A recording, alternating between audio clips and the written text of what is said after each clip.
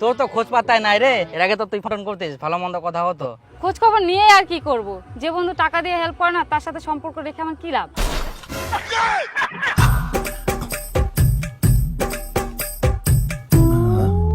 দীপু, ও দীপু, কিরে ওই না চতো বুনিপুর চতো মোর সঙ্গে দরকার আছে।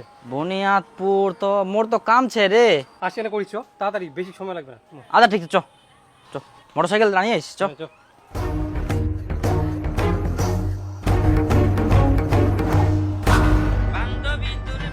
ফোন আসিয়া রে।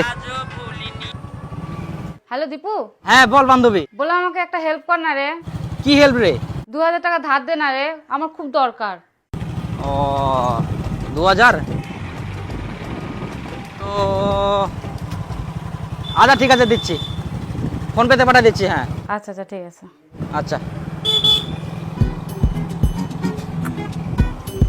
আরে বান্ধবী ফোন করে এলো 2000 টাকা ধার নেবে বলে। ও দীপু, শুনতো না শুনতো? কি রে? এনা চতো মোর সঙ্গে বুনিপুর, বুনিয়াদপুর কি করবা? এনা দরকার আছে না। কিন্তু মোর তো বাজার করবা হলো। আচ্ছা চ আসি না করি। হ্যাঁ আসি না করিস চো।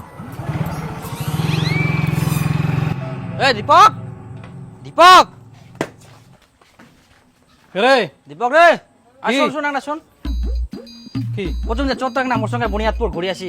হেই বুনে তুই যাবি না? মুই মোর কাম আছে এখন। তাহলে না মোটরসাইকেলটা দে, মুই ঘুরে আসুন। মোটর সাইকেলের তেল নাই কে, তুই অন্য ব্যবস্থা কর যা। মুই যাম না এখন, মোর কাজ আছে।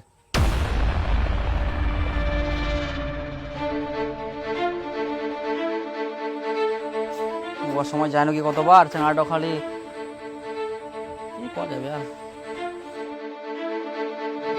ওই ওই দীপক, দীপক দাঁড়া দাঁড়া দাঁড়া, শোন কি রে? শোন। ওই দীপক, চতং না মোর সঙ্গে বুনিয়াদপুর একটা মোট দিদার জন্য ওষুধ আনবাও কি বুঝা বলো, তে টোটো পাও নিকে। এই মুই বুনে তুই যাম না। আরে জামর আসি মোর চল না, চল। মুই বুনে তুই যাম না। আমি তো এদিক যাবার জন্য আছি না। কোনা যাবো? তাই দরকার আছে। আরে কেন আর হালে আসি নয় রে। মুই যাম না। বাপ রে বাপ, ওয়ার কাছে মই সব সময় যাম কি? আর মোর একটা এমার্জেন্সি দরকার আছে, উনায় যাও মানে নিকে। এরকমই হয় দরকার মিটি চাইলে, নিজের বেলা ঠিক আর মানুষের বেলা খালি হিংসা খালি। টোটো তারা বান্ধবী তোর ব্যবহারটা আজও ভুলিনি। হ্যাঁ হ্যালো। হ্যালো দীপু, হ্যাঁ বল। খুব মুশকিলে পড়ে গেলাম রে। আমার না 3000 টাকা খুবই দরকার, একটু ধার দে না রে। কি বলিস রে?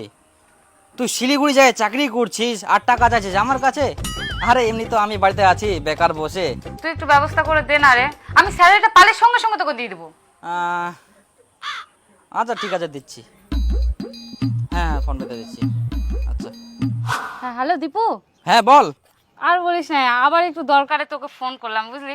আমাকে একটু 2500 টাকা ধার দে না। কি বলবো তোকে?